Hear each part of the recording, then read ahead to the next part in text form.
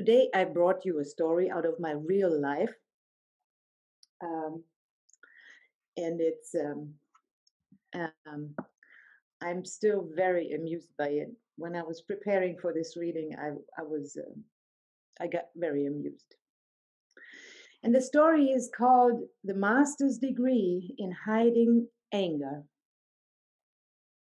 This story goes back to the time our daughters were about 12 and 9.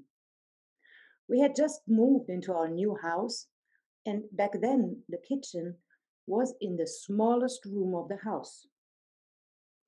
I put a chair in the corner as an open invitation, as a calling sign, saying, I'm still here for you, even though I'm cooking. Please take a seat and keep me company. The problem with the chair was that it was in my back, right over there. And when I was cooking, and if someone happened to sit on it, I had to turn around in order to have eye contact. I was like this. And I don't really enjoy cooking all by myself. I really do prefer someone to be there with me. Not necessarily to help, but just to have company. So that day I was standing in the kitchen, staring in my cooking pot and facing the wall. Frank was off somewhere on a seminar. The day was pretty exhausting so far, and I was standing there all by myself. I was annoyed and entangled in a familiar mood that told me something like, I always have to do everything on my own, always, always. When my older daughter came into the kitchen and sat down on the chair behind me.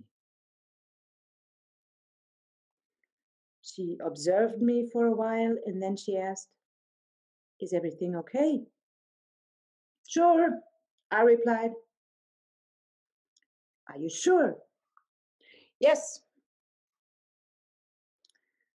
Somehow my understanding from NBC was that it's not appropriate to be angry, especially not when you are a certified trainer. I also understood that anger comes from my wrong thoughts and that it's my responsibility to do a self-empathy process to get rid of all the negative energy, all the blame or criticism, to transform it into beautiful life-serving needs.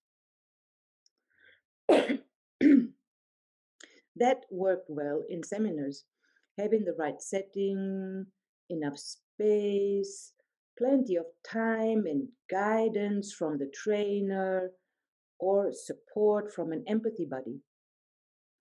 But in everyday life, that process of self-empathy was quite challenging, and sometimes I still got stuck in my anger and thoughts like, I am such a victim. I have to do everything all by myself. Yeah, and when I was angry, it was very clear to me that I do not want to put that anger on my children. I was worried that I would overwhelm them with my anger. That was one piece. And the other piece was I was worried that it would harm them and that this would do a little damage to our relationship. So I choose to remain muted. I ignored my anger. I buried it. I just put it away. And I also felt a little bit ashamed because I actually knew what to do. I mean, theoretically, But in that moment, I didn't succeed. So, additionally, I failed. But, mommy, you look like you're upset, my daughter continued. Now my mind was racing. Damn it, she insists. How do I get out of this one? What makes you think that? I asked and turned around to her.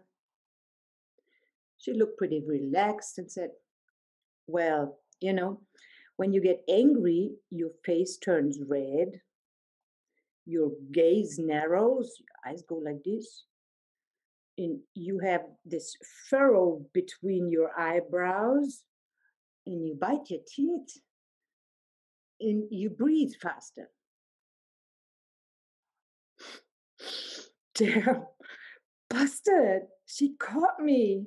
I was stunned and then also curious. And I said, well, how long have you known this?